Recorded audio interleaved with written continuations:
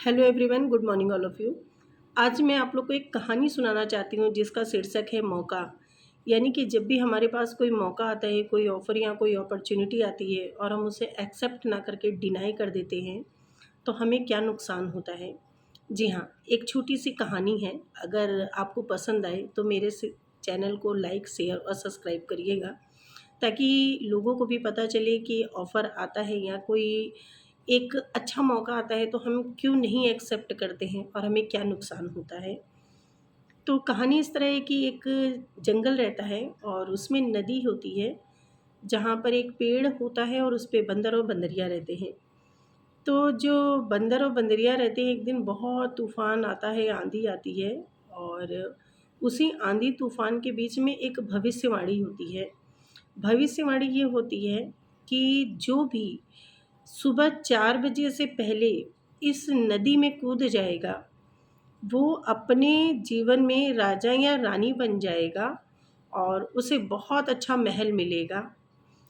तो सभी जानवर ये भविष्यवाणी सुनते हैं, ठीक है।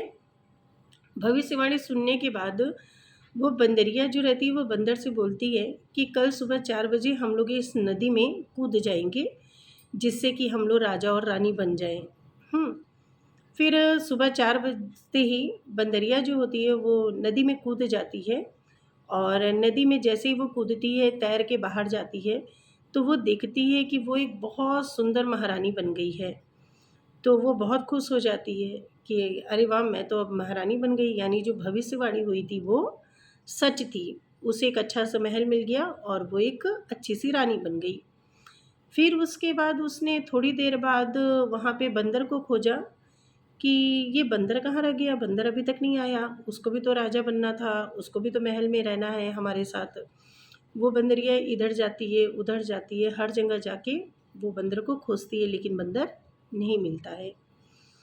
फिर वो बंदरिया सोचती है कि चलो मैं उसी जंगल के पेड़ के पास जाती हूँ, मेरे और भी तो साथी थे, कोई मुझे दिख नहीं रहा है, सिर्फ मैं ही हूँ यहाँ पे। फिर वो उस जंगल में जाती है जहाँ पे वो पहले से रहती थी। फिर वहाँ जाके वो बंदर से कहती है कि तुम पानी में क्यों नहीं कूदे? देखो मैं कूदी और मैं रानी बन गई, मुझे महल मिल गया, तुम पानी में क्यों नहीं कूदे? और यहाँ पे जो बाकी जानवर हैं, वो सब पानी में क्यों नहीं कूदे? तो उसमें से बंदर ने बोला कि हमें लगा कि ये जो भविष्यवाणी है, वो कहीं झूठी तो नहीं? या ये जो भविष्यवाणी है, अगर हम कूद भी गए, क्या पता हम राजा बने कि नहीं? क्या पता हमें महल मिले कि नहीं? यही सब सोच के हम पानी में नहीं कूदे।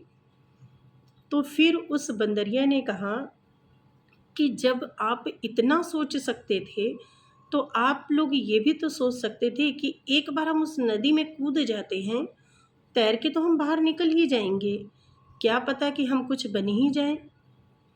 तो मो पूरा आपको मोरल ऑफ स्टोरी यही है कि जब भी हमें कोई मौका मिलता है, तो हम बहुत सारे ऐसे अपॉर्च्युनिटी खो देते हैं कि क्या पता ये होगा कि नहीं, ये होगा कि नहीं, ऐसे होगा कि नहीं। ठीक उसी तरह जैसे उस बंदर ने सोचा था, फिर बंदरिया ने उसका जवाब दिया कि अगर तुम पानी में कूद जाते और राजा बन जाते तो अच्छा था, और अगर राजा नहीं भी बनते, तो यार बंदर तो तुम पहले से ही थे ना, तो बंदर बाद में भी रह जाते, कोई अंतर तो नहीं आता ना। अब आज भी आप बंदर हो, कल भी आप बंदर ही रहोगे। मैंने ऑफ़र को एक्सेप्ट किया और मैं कूदी और देखो मैं महारानी बन गई। तो मोरल ऑफ़ द स्टोरी सिर्फ़ इतनी ही थी। और मेरी ये स्टोरी आपको समझ में आई हो, तो आप मेरी स्टोरी को आगे बढ़ाइएगा और मेरे चैनल को, मेरी इस वीडियो को लाइक, शेयर और सब्सक्राइब करिएगा। Thank you so much.